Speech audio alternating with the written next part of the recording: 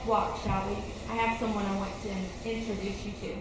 James took her by the hand and began walking. Alex noted the artwork on the walls of the estate, noticing their families shared similar taste, French Impressionist, Dutch masters. Alex tried her best to keep up as they walked the length of the gardens through an ivy maze which opened into a stable yard. James walked into the double barn doors and strode purposely up to the first stall. Pallas nickered at his master's approach. The horse stepped forward, his long Andalusian forelock covering half of his massive onyx head that bobbed up and down as he greeted James. James opened the stall door, and the beast respectfully took a step back. He produced an unwrapped peppermint, and the horse bowed his large head and began to lick and chew while waiting patiently. James handed the animal his treat, and the hollow sound of crunching emanated from his huge jaws. Alex, this is Pallas. He had seen photographs of her advanced level rides qualifying her for Rolex's 3-day event. Her avid skill, something that he greatly admired. The large, sleek-faced stallion stared at her as James scratched him behind the ears. She walked a few steps toward the 16-plus hand horse and stood near his shoulder, angling herself so that her own shoulders mirrored his. The thing I love most about stallions is their alpha nature, she said. Always on guard, always alert, their minds and bodies trained, but deep within their souls they remain wild. Their stature and carriage are extremely restrained, but left to their own instincts, they can forget their surroundings in search of their most primal need. That urge so predestined that they could become mindless in its blinding pursuit.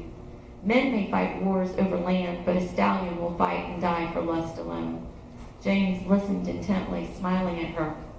Pallas raised his head to a regal height. The stallion tossed his forelock away from his eyes, looking at her as he bent his neck towards her. Well, pal, looks like she's got you pegged. She reached out and stroked the stallion's sleek neck and thought about what it would be like to ride him, hell-bent for leather, around a cross-country course. As she turned to look at James, she noticed their similarities. A striking figure at about 6'5", broad shoulders, a superb build that took years to achieve. Jet black hair lay in glossy ringlets that he kept neatly pulled tight at the nape of his neck, and a goatee. His eyes an amber green with flecks of deep gold, his skin colored by wind and sand, ruddy and gleaming with health. Would you like to ride today? We can hack around the estate, get to know one another, maybe dispel some of the doubts you have about me. As they walked, she noticed the walls were decorated with photos of James and Pallas as they competed in cross-country and dressage, as well as show jumping. A shelf was lined with crystal and silver bowls of varying shapes and sizes. Alex looked at the trophies, recognizing some of the engraved names. Let's go find you a horse, shall we? They walked around the corner into the barn. As they walked toward the barn aisle, she heard a chorus of throaty greetings, low and quiet.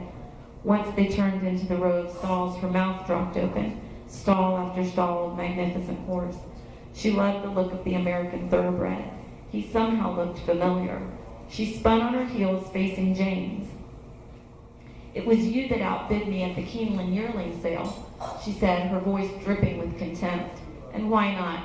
He goes back to War Emblem, Secretariat, and a few other American royalty. I cursed you for 2 years after that sale. I looked for him everywhere in the States. I spent a small fortune searching for him. James smiled. Voila. How is he shaped up? His training is complete, and his bones have settled nicely. You'll love him. He has great eventing potential. I was hoping you would give me your opinion on him, James said with pride. He looked around, seeing his groom, Ian, sweeping the already immaculate floor. Ian, please saddle Bohemian for Alex and Pallas for me. How is the footing today? Any trouble spots to speak of? No, sir. The ground is firm and fair. The field's fresh mowed. Good to hear. Alex, if you'll excuse me for a moment. James walked to the phone and picked it up. Mrs. Dennison, could you pack a saddlebag picnic for me? Yes, I will meet you at the kitchen door in a few minutes. Yes, that will be fine. Thank you, ma'am. Shall we? James led Pallas out into the sunlight with Alex leading Bohemian's master. Ian followed behind them as they left the barn. Ian walked up beside James and took Pallas's reins. James nodded and walked over to Alex, who was doing a pre-ride safety check and lowering her stirrups. "May I?" James whispered into Alex's ear, his voice sending a shiver down her spine, reminding her of his voice the night before. He interlaced his hands to give her a boost. As he bent over, his hands ready to assist her into the saddle, she turned her stirrup sideways, poked the toe of her tall boot in, and gently landed, like a feather, on the gelding's back. James began to realize she was stronger-willed than he had originally thought. He nodded his helmeted head and handed her the crop. "Thank you, Ian. We'll be a few hours." "Yes, sir," the groom stated, and returned to his barn. Bohemian Master was an elegant bay, his gait perfect, she thought. "The grounds are beautiful. How long has it been in your family?" "For quite some time," James replied. The horses fell into a natural cadence of working trot, their riders posting in unison. "It reminds me of schooling at Lexington." They rode north toward small elevations whose only obstacles were short stone fences and old brush piles. "Did you lay out the course yourself?" she asked with admiration.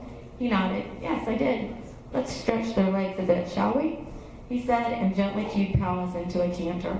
Moments later, she watched as the Andalusian and his master took the stone fence at its apex, a difficult perpendicular jump. She steered the huge bay at the same apex, and he glided over it, tucking his long front legs tightly. "Very well done, Alex. You ride quite well for—" She smiled. "For an American?" "Thank you. Yes, my trainer was from the UK, and quite the perfectionist. He shall remain nameless. You might know him." She smiled while stroking the bay's slicked-out neck. "I'm sure I do know him. No wonder you ride so well. He is indeed a taskmaster," he said offhandedly. As he thought, he was untouchable in the UK, unfortunately. He looked at Alex. Was he cruel, Alex? She averted her eyes to the horizon, and then James saw her pain. "To you or the horse?" James knew Dugan's tactics all too well. "Only once. Daddy had him taken care of after that. It may be the 21st century in the rest of the world, but my father still operates under certain creeds, if you know what I mean." "James, boho is magnificent." "Boho? Madam, you didn't just give this auspicious gelding a silly name, did you?" So Dugan finally met the wrath of someone who didn't care what his name was. Is that it? His name couldn't have saved him. The men that worked for my father believed that Colonel Colt made some men more equal than others. Daddy made sure that he understood that there are two things you don't do harm to: a man's family or a man's property. When he was made to come and apologize to me, it was evident that the point had been made to him as well. Well, I wish that it could have ended here, before he ever got to you. Would you like to eat? Alex smiled quizzically. That depends on what it is. I'm a vegetarian. James smiled. Hummus and fresh garden veggies with naan, and some wonderful farm cheese. I saw your goats. They look quite content. They are not my goats, little one. They belong to my housekeeper. She pampers the silly creatures like children, and they produce the loveliest cheese and milk you shall ever taste. They dismounted, and James handed Alex a blanket from behind his saddle. He picketed the horses. By the time he walked over to her, she had the small feast laid out. James sat down across from Alex. I'm famished, shall we eat? He said as he reached for the butchered paper bundle. She opened up containers, and suddenly the fresh air and green grass along with the exercise piqued her appetite.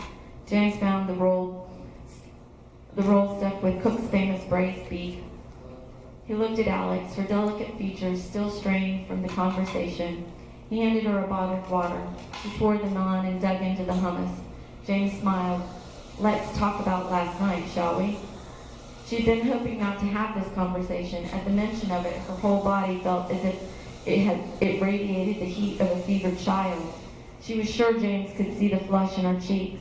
Alex exhaled louder than she expected, her frustration unconfined. Why do you think you can't begin this journey, Alex? You had 3 days to leave knowing what your first assignment was. For that matter, I had described in great detail what your assignment was in our emails. Why did you travel all this way if you didn't think you could complete the training? Why do you think it's such a huge demand? Because I wanted you to know up front what my expectations would be. Sure, right now you're thinking, you can't do this, but you're wrong. I can see your strength. You have my promise your training will never be at the hands of another. I know I must earn your trust. I look forward to that journey. I may have to leave in the next couple of days. You're welcome to stay here on the estate if you choose. They rode back at a relaxing walk, a cool fog rolling over the hills. They dismounted and walked their horses into the barn. She walked Master over to the cross ties and began unbuckling his bridle and loosened his girth. Alex, Ian will take care of that. He smiled. They walked down the hallway. She stopped at a half-open door.